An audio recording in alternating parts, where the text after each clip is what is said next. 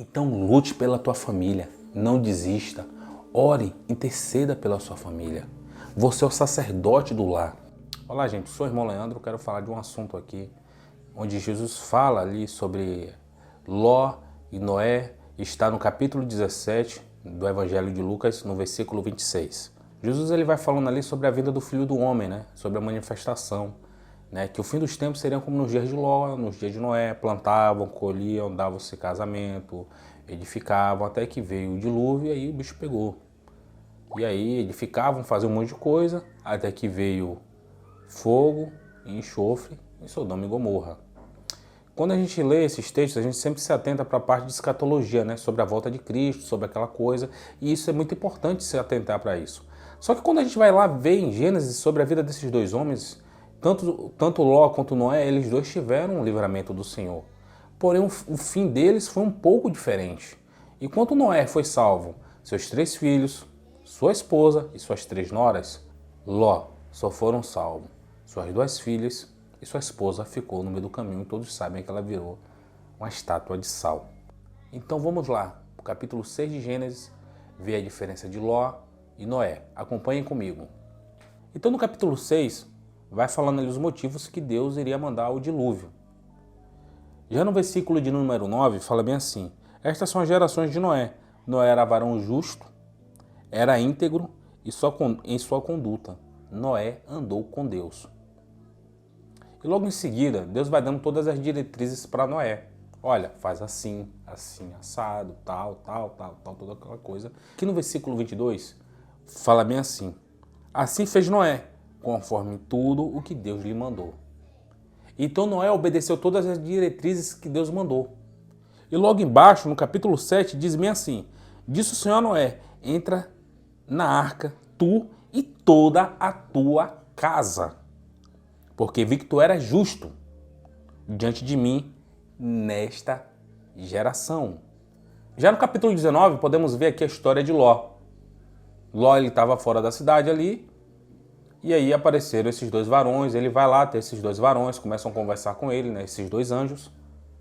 E aí eles falam, meu irmão, olha, o bicho vai pegar nessa cidade. E Ló leva eles 2 para casa, a ponto que a cidade estava tão depravada que os homens da cidade eles queriam possuir os anjos. E no verso de número 12, disseram os varões a Ló: tens aqui alguém mais, teus genros, teus filhos e tuas filhas, e todos quantos têm na cidade, tira-os deste lugar, porque vamos destruir este lugar, pois o clamor contra eles tem aumentado diante do Senhor. Portanto, o Senhor nos enviou para destruí-lo. Então Ló saiu e falou com os seus genros, que haviam de tomar suas filhas, e lhes disse: levantai-vos, sai deste lugar, porque o Senhor destruirá essa cidade. Foi tido, porém, como zombador aos olhos de seus genros. E ao amanhecer, os anjos apressavam a Ló, dizendo: levanta-te, toma tua mulher, tuas 2 filhas, que aqui estão, para que não pereças no castigo da cidade.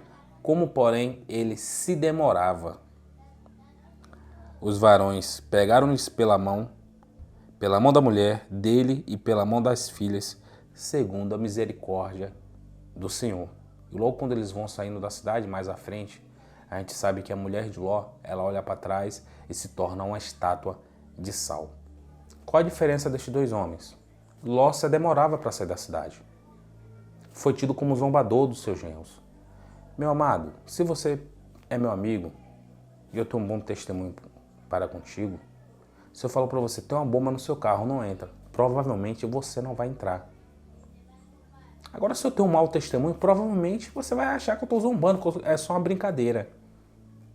E como é que vai cair fogo, meu irmão? O bicho vai pegar. Eu vou continuar na cidade. Provavelmente no mesmo dia eu teria saído. Mas a Bíblia fala que Ló se demorava. Que é pela misericórdia do Senhor ele foi salvo.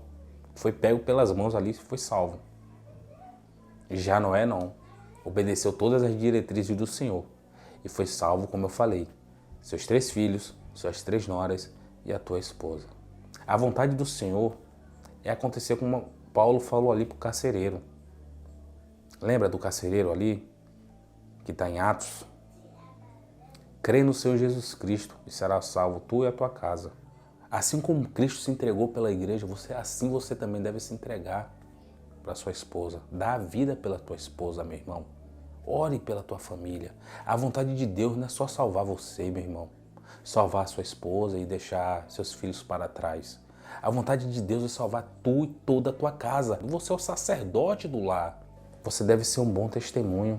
Talvez você, meu irmão, seja a única Bíblia que seus amigos ou conhecidos vão conhecer através de você. E aí, você tem sido um bom testemunho? Você tem sido um bom perfume de Cristo? Isso fica de exemplo não só para você, mas para mim também. Então que a gente seja, nesse caso, mais parecido com Noé, obediente ao Senhor. Que o Senhor continue nos dando graça. Hoje, você e eu temos o Espírito Santo de Deus. É Ele que convence o homem da justiça e do juízo. Pense nisso, meu irmão. Um abraço.